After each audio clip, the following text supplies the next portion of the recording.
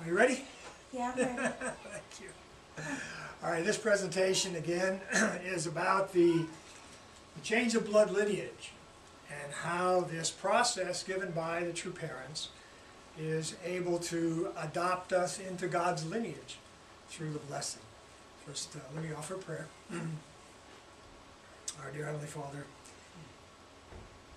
we came to understand how much you have been suffering throughout history since the fall of Adam and Eve. That all of your beautiful children that you intended to live in love and happiness and joy fell into evil and so much pain and suffering. And it's been thousands of years. When you sent your son Jesus, you had such hope that the kingdom of heaven could come on the earth.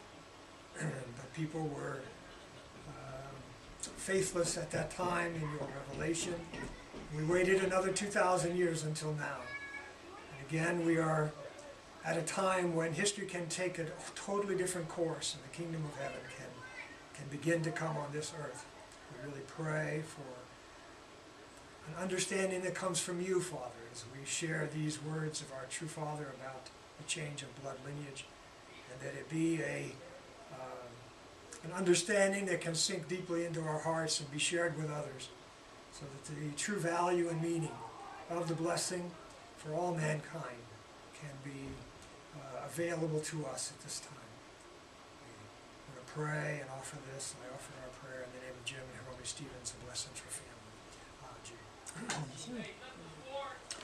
All right. Again, I put this PowerPoint on the internet so that you can download it and read the quotes. All the quotes from True Father come from this book, Blessed Family and the Ideal Kingdom, and all of them from, I forget exactly, section 4 or something like that. But it's I can find out if you need to, but it's in there. It's all about the change of blood lineage. So as we know, in the beginning, Satan tempted Adam and Eve, and they fell and came under Satan's control. His ideas, his self-centered, selfish heart and energy and emotions were transferred to Adam and Eve, and their children as well were born into that kind of environment. If we think of what kind of environment would be ideal for children, that's not it. If we look at our world around us and we see what kind of environments children are being born into, it's almost obvious that if you put them in a bad home or a broken home, that their hearts are going to be damaged almost all their lives. It's going to be very, very challenging for them to overcome that situation. Well, that's what happened to the children of Adam and Eve, and their families and their children and their children, and on and on.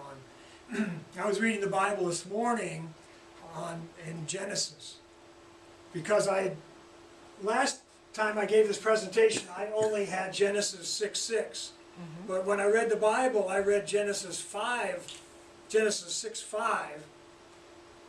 The Lord saw how great man's wickedness on the earth had become, and that every inclination of thoughts of his heart was only evil all the time. The Lord was grieved that he had made man on the earth, and his heart was filled with pain. I mean, when I read that, I thought, oh my God, we give this Bible verse, God's heart was filled with pain a lot, but we don't include the one before it, that all wickedness was filling the earth and men's hearts. So, generation after generation after generation after generation, more and more people being born into this world in a sinful situation, pain and suffering multiplied more and more. If we even put our toe in the ocean of God's suffering, we would almost die to experience that kind of suffering. When you see one person suffering, your heart is broken. God has watched all of his children suffer. So what a great day when finally the true parents could come on the earth, those who could begin the process of bringing mankind back to God. So we have no understanding of how God feels towards the true parents, for what the conditions that they made in their lives and allowed God to begin to work in a new way on the earth. And through their children, and the possibility now exists for people that are here to come back to God in a way that has never been known before in human history. That we can be adopted. We cannot adopt ourselves. The condition that Adam and Eve made is not reversible by us. It has to be reversible by parents who stand in the fulfilled position that Adam and Eve should have fulfilled. So once that is accomplished, now a whole new thing, a whole new providence from God can begin to take place. That the world, the change of the world going over back to God's side has begun. We can't see it physically, but it's taking place spiritually all over the world now. And all the people that true parents touch can make a connection spiritually to God that wasn't available before, and allow God to work in ways that he couldn't in the past. And so especially the people who go through this process called the blessing, the change of the blood lineage, adopts us. True parents can adopt us. Officially, from God's point of view, they're adopting us. It's not anything we did, it's grace from God. So we become part of a new family. And that's where a new authority exists. Like in the courts, when there's an adoption that takes place. A child is no longer connected with his old parents, but becomes adopted and into a new lineage. So we now have a new authority, we have a new protection, a new defense against evil and against Satan and his accusations. And we can receive a new inheritance. That what we can pass on to our children is different. It's a new, whatever we inherit, we can pass on. It's ours. It can't be taken away. As long as, of course, we make faithful conditions. And so the process that Father talks about in this book is what I want to talk about today. It's very, because my background is engineering, I really like to set it out like an outline. And just follow these steps. And this is showing what's taking place externally and what's taking place internally to reverse what happened at the fall of Adam and Eve. So first, Adam and Eve were engaged by God from the time they were children. But they united, centered on Satan. Not following God, but following Satan. And they're in a self-centered love relationship that they had. So how is that reversed? By matching an engagement ceremony in which we follow the course unselfish love, centered on God and true parents. They received the blood lineage of Satan. This is original sin. That's reversed through the holy wine ceremony, the change of blood lineage ceremony. And we are adopted into the true parents' lineage through that. And that is the removal of original sin. Eve then fell with Lucifer in spirit, but she fell with Adam physically. So remaining pure and faithful to God during the engagement time. And then the sister in the position of the bride of Christ and the mother of the brother then brings the brother back. So restores the brother who is more connected with the archangelic point of view. And the brother is restored from the archangel position by being faithful. And this is definitely not the kind of engagement that everybody else thinks of in the world. It's something, a whole different thing is taking place here spiritually. This restores Adam and Eve back to the position before the fall. A husband and wife, or two engaged people, are now back to the Adam and Eve position. And originally, this would have been a 3-year course of faithfulness. 3 years to change your heart and keep it faithful to God during that time. As a indemnification, as a reversal of what happened at the fall. This is our rebirth back to where Adam and Eve were pure and sinless. The next thing, step 4, Adam and Eve were married, but they weren't married by God. They were married under Satan's power and authority, in Satan's realm of control. The way that is reversed is through the blessing ceremony, which is God's blessing, God's marriage ceremony. This is marriage under God and true parents' authority. And the inheritance of God's love and authority now is given to you as a husband and wife to create children within God's dominion and God's control. And then through the blessing ceremony, there's symbolism of restoring history, and there's symbolism of holy water as a baptism, a rebirth.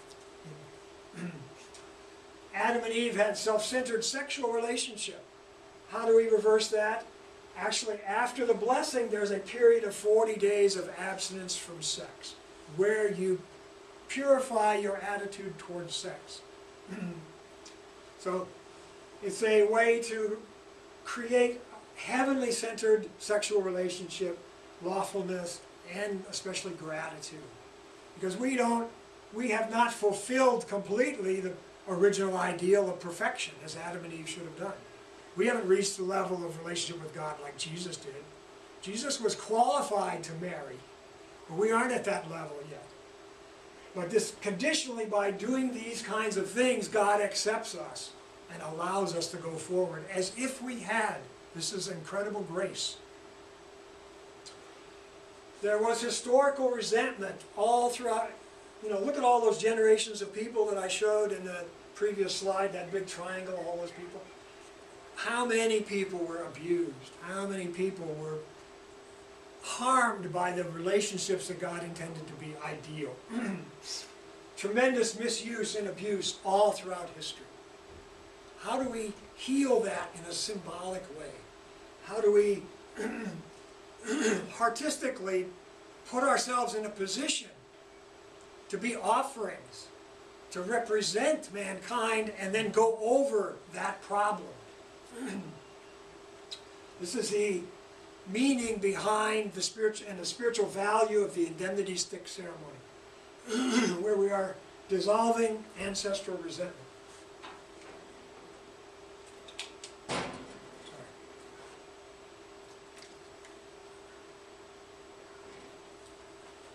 And then, lastly, the physical fall and lineage continued under Satan.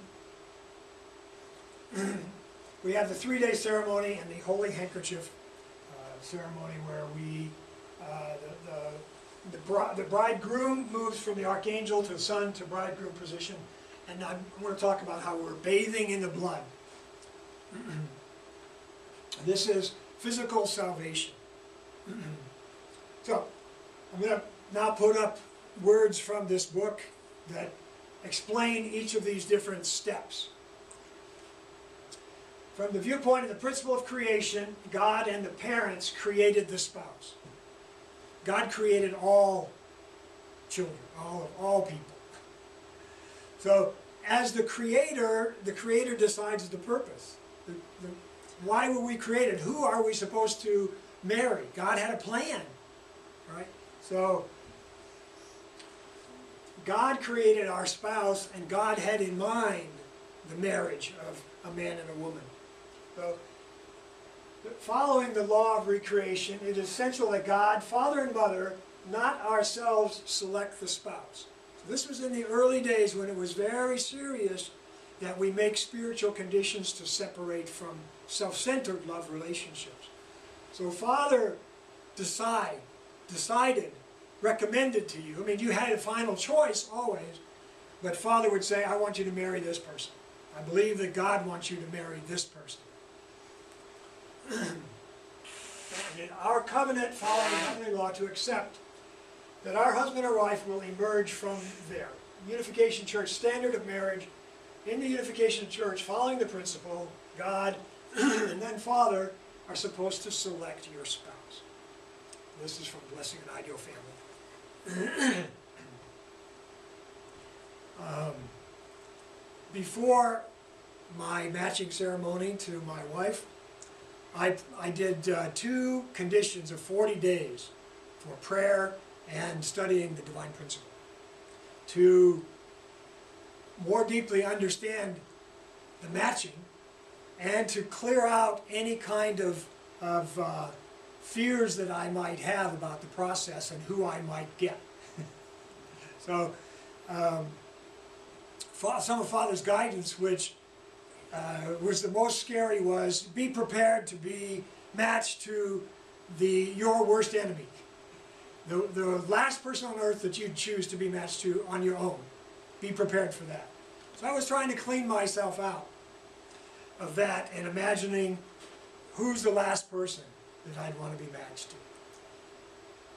And it was during the second 40 days of prayer, and I had read the divine principle in the section where it says that God created man and woman to be perfect complements and to be able to reflect God himself through our oneness. And suddenly I felt, wow, this is amazing. All my fear went away that Father was going to punish me with some woman that I would have a hard time getting along with. No matter who it was, according to God's principle, and Father can't violate the principle, we had to be able to make that oneness. We had to be able to reflect God, that we were going to be the image of God. So even if it was difficult, the possibility had to exist that we would become a perfect couple. So I was relieved after that. I had to wait like 5 or 6 months before the matching ceremony, but I was just anxious to stand up there and see who it was. Come on in. But I was confident that God would give me someone that I could really make an ideal marriage with, because that's the principle. Well, the idea of our spouse being chosen by God is a theory of the ideal of creation, and following this standard, centering on this ideal, your blessing will be under God's protection. So when we offer up our hearts and our love and our marriage and our children, our lineage, everything to God, then God offers his protection. There absolutely should not be anyone who arbitrarily chooses a spouse as he or she pleases. The Lord of the Second Advent is the only person who has inherited from God the authority to determine the spouse. Very powerful. I'm sure that this will go down in history as some of the famous scary words like Jesus, you know, if your eye causes you to sin, cut it out, kind of thing. Absolutely, do not stand in a place where you want to pass through the blessing in a position that centers on yourselves. You should know that the blessing is not for yourselves, it is for the nation and even the world. Moreover, you must take to heart that the blessing is for the sake of your descendants. Because Adam and Eve, in the position of having been engaged, fell by marrying in the wrong way, that false marriage has to be denied and rectified, centering on God. So, this restoration cannot be done in any arbitrary manner. It has to have the opposite content of the fall.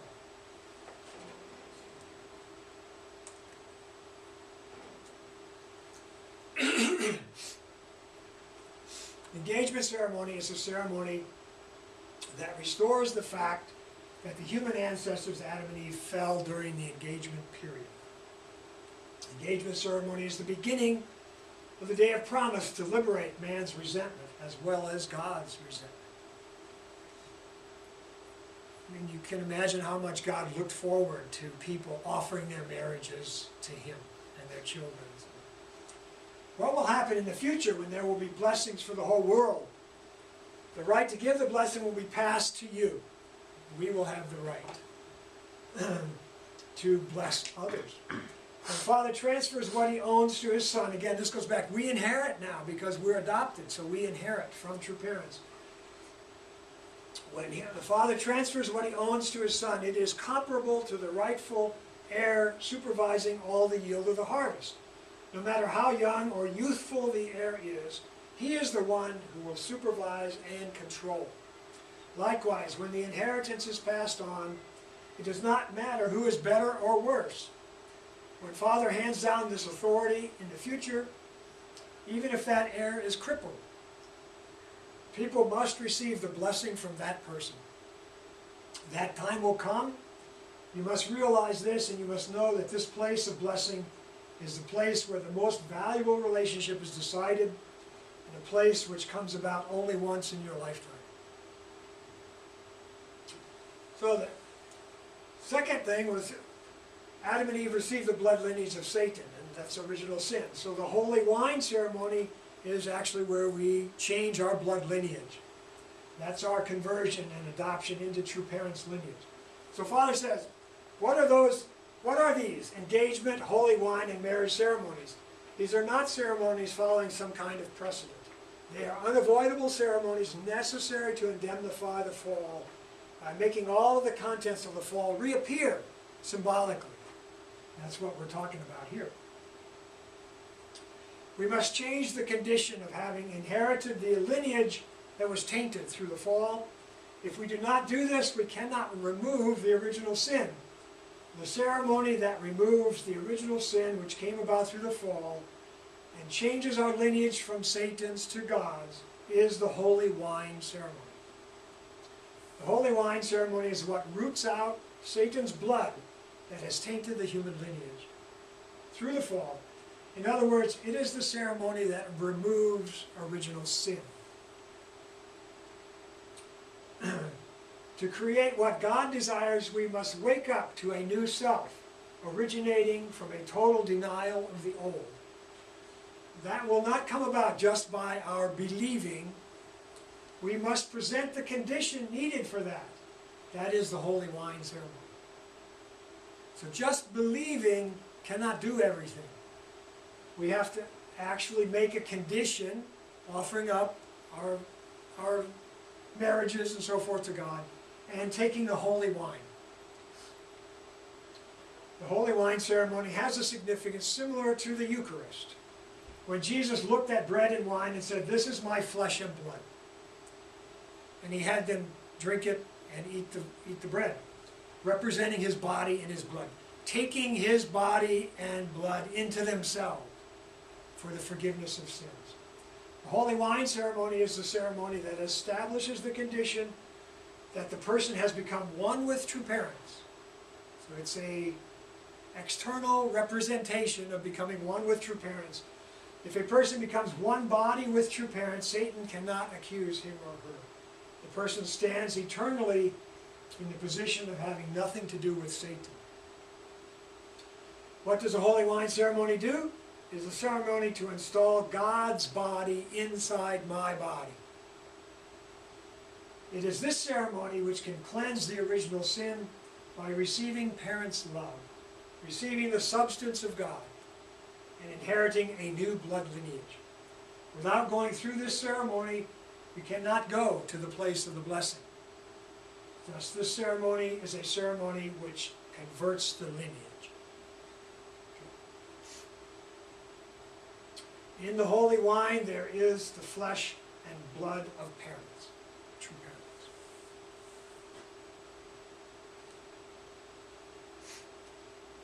Holy wine is the wine of love,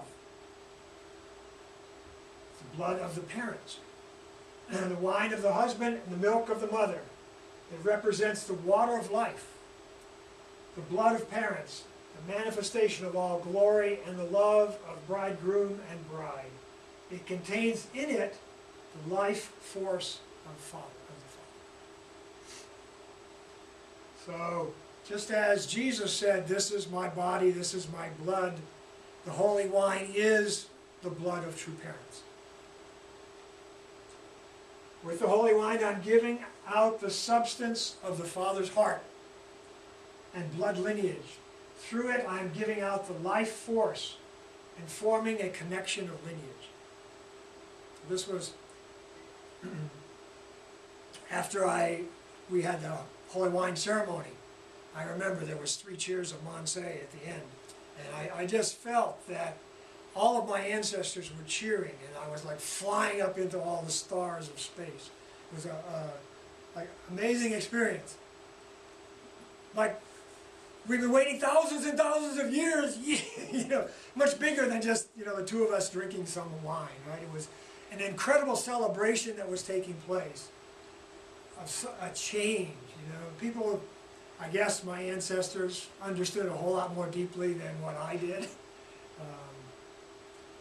Father talked about it, you know, and what the meaning of it was before we drank it. But you know, it takes sometimes a spiritual experience before you feel it in your heart. You know, you're going through the motions externally, but you don't understand the significance a lot of times. The holy wine is given to the wife first, and there's a certain process, right? Because it's reversing what happened at the fall. At the fall, Satan first tempted Eve, and then Adam was lost. Therefore, we first established the restored woman in a position to find the man. The man receives the wine representing the parent's flesh and blood through the wife. By drinking this wine in this way, he comes to stand in a position of having passed through the internal body of mother, makes indemnity condition for the separation of Satan. So again, the holy wine is done in a certain way. You know, the ceremony is not just drink it. It's first the woman drinks half, then the man drinks half. Well, Eve fell with Lucifer in spirit, and then Eve fell with Adam physically. So the sister, during the process to restore that is during the engagement time after the holy wine until the blessing, the sister has to remain pure and faithful to God during the engagement, and she becomes like the wife of Christ, the bride of Christ, as talked about in the Bible. And then in some ways, spiritually helps the man to come back in faith from the archangel position into a restored Adam position. So again, this is not a worldly engagement.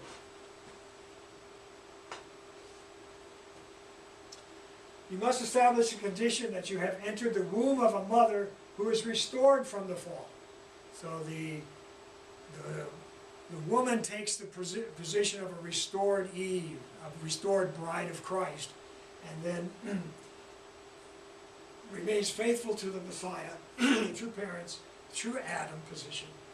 The mother who is in a position of not having fallen. Excuse me. How is this fulfilled? It is done centering on love. Since the fall happened centering on love, restoration also has to center on love. In order for us to be restored, we must go into the womb again. But that's not possible in actuality. Therefore, we are establishing the condition that we are restored by becoming one body, centering on love. In this way, by spiritually uniting with the restored Adam, we become one body with him, restored Adam being true Father. We become body with him, one body with him, receive the heavenly blood lineage. And then this describes the blessing ceremony where they were, Adam and Eve married under Satan's control. Now the blessing ceremony is all different, and there's symbolism in all the different parts of the blessing in reversing what happened at the fall. So walking towards the officiator, which would be the true parents of the ceremony, or whoever's leading the ceremony at that time, symbolizes walking the course of 6,000 years. To represent the formation, growth, and perfection stages of that course, we are making 21 people and 12 people. So there are attendants that you walk past, representing the true standard of men and women as bridesmaids. So after 7 steps, you bow 3 times as a condition going over the formation stage. So all this was part of the blessing ceremony. I don't know if they still do all this anymore. So this course is a history so from Adam until now, so especially the course, 3 dispensations, Adam, Jesus, and the second advent. So this is the meaning of walking between the groomsmen and the bridesmaids, the way to meet the true parents. These men and women symbolize establishing the spiritual standard of 12 tribes and 24 elders. By bowing, you are establishing an indemnity condition. True parents sprinkle the holy wine. It says wine, but they use water at the time of the ceremony. This establishes the condition that the bride and groom have fulfilled the restoration by indemnity. Establishes a condition to go beyond the foundation of the ancestors in the spiritual world.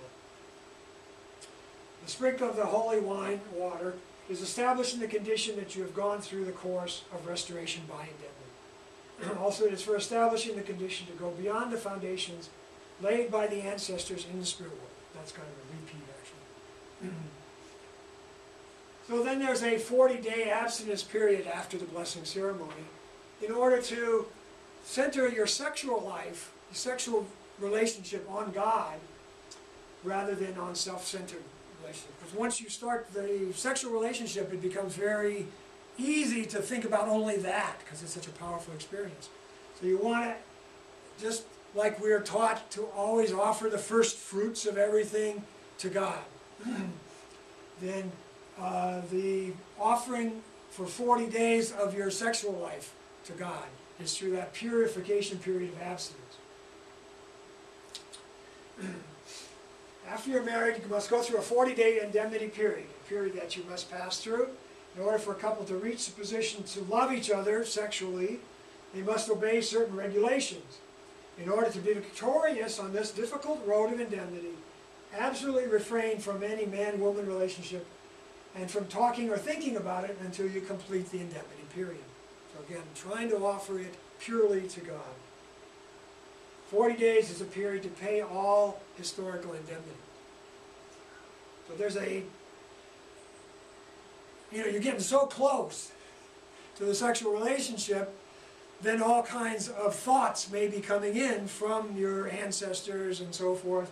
Temptations will come in at that time because all of history is being kind of gone through in your lifetime. The sermon today, he brought up that I am in the historical position to restore all of history. This is another place where we see it happening in our life, taking place right in what we're doing. The 40 days until the 3-day ceremony corresponds to the period to indemnify 4,000 years. Marriage life starts from the day the indemnity period is completed. Well, when we have all this historical resentment from misuse, all of our ancestors, women were abused so much by men, and some men were abused by women, but there's so much carried in people's hearts in the spiritual world. So this indemnity stick ceremony is a ceremony to try and recreate a situation and go over that situation. We think of Jesus dying on the cross. How much suffering did he go through in his life, but he could never receive the blessing. And yet we get it. How much physical suffering have we gone through in our own lives? And think of our ancestors. For many, many generations, maybe, they're suffering. And yet what did we do? How did we get this great blessing? So maybe they would have some resentment against us. Maybe they would have some anger. Maybe they don't like your spouse, if it's an interracial marriage. My wife's father did not like our marriage. So maybe some of his ancestors didn't like it either. They're in a position to bother us in our relationship. So this indemnity stick symbolizes a lot. And it's a ceremony of offering our physical bodies to be struck in order to change the heart of the people, of our ancestors who have negative feelings. All men and women in human history have misused the hip bone. And thus man has resentment against woman and woman against man. Without dissolving this resentment, you cannot stand as an original couple that is free from this resentment. Since this resentment came about through woman, the man hits the woman first. The 3 strikes represent 3 stages and 3 ages. So it's a painful ceremony, very painful.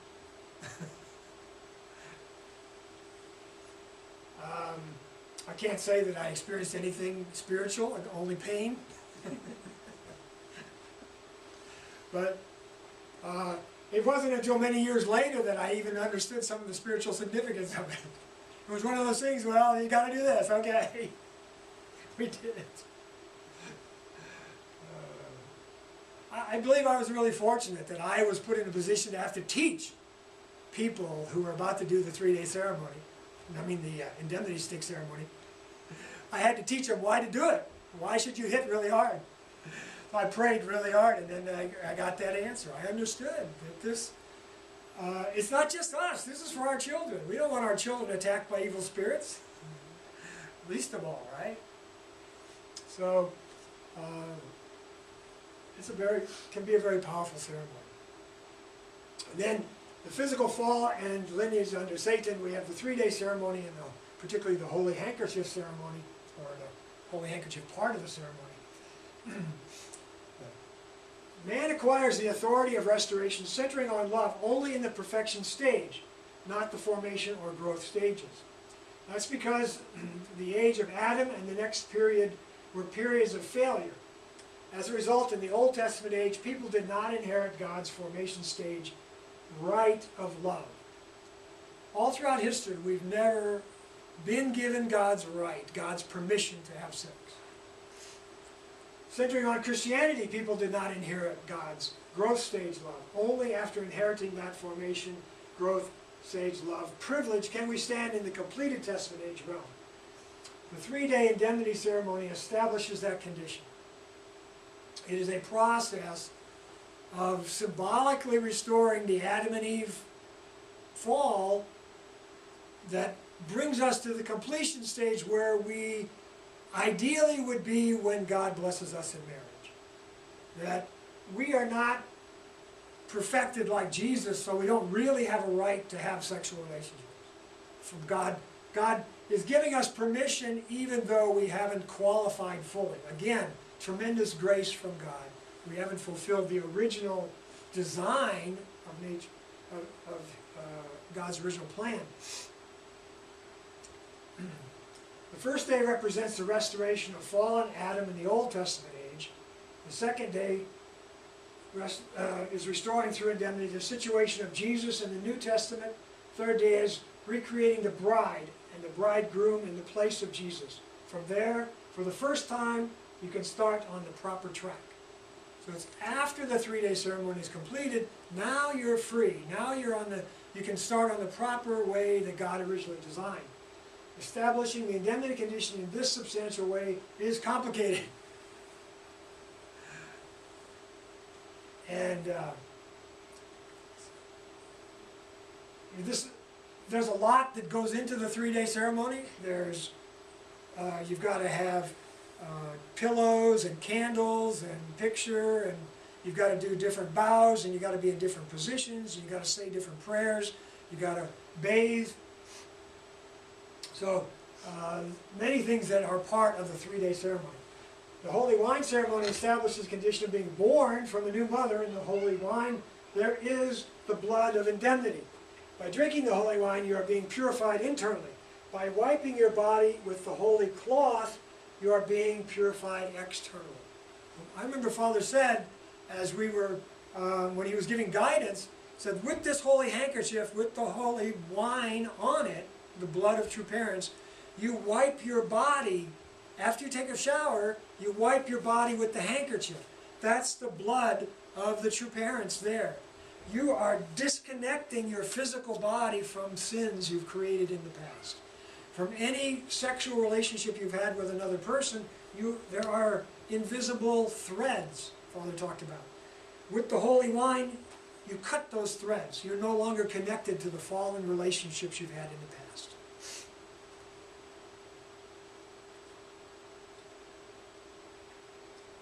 So, once we are through all of that, and now we're in the realm of the blessing, and we're free to have sex and have children that are not connected through original sin to Satan's lineage, now is a chance for God to really see the coming of his children on the earth.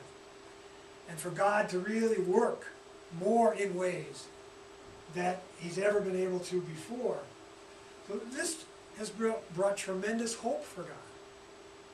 That now, even after Jesus was crucified, you got to think, oh my God, how did God feel? But then as Christianity began to develop and grow, how did God feel? 2,000 years God was waiting. What was his hope? That true parents could come on the earth. And then when they were victorious, and now blessed children are coming on the earth, everywhere.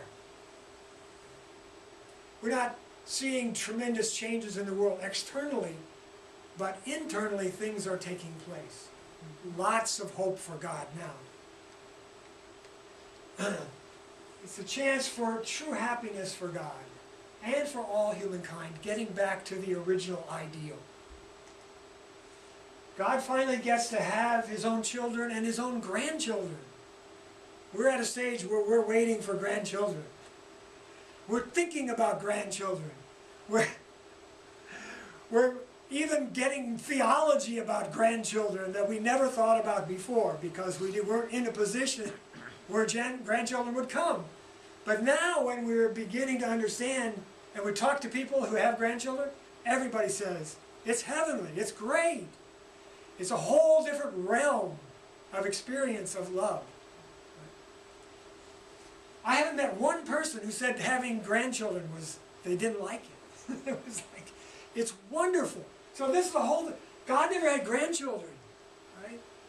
God, so this whole thing is now developing in the world. God is becoming a parent and a grandparent. That's what he wanted. That was his ideal. He wanted all of us children multiplying and multiplying and more wonderful, wonderful children. Right? That was God's idea. The whole world is love. It's not messed up. It's not sinful. It's not painful. It's just a world of wonderful heart, and everyone is experiencing love from everybody they interact with. Every family is filled with love. Such a wonderful ideal. It just, you go, why don't people get it? Why is everybody so selfish? But we have to change the blood lineage of mankind. That's the beginning process. All right? Thank you. That's why. Thank you very much. Appreciate you coming. You always learn something else when I share too, so it's special, very special. Again, thank you very much, and have a wonderful weekend. Did I turn this on? Question? I did. I did.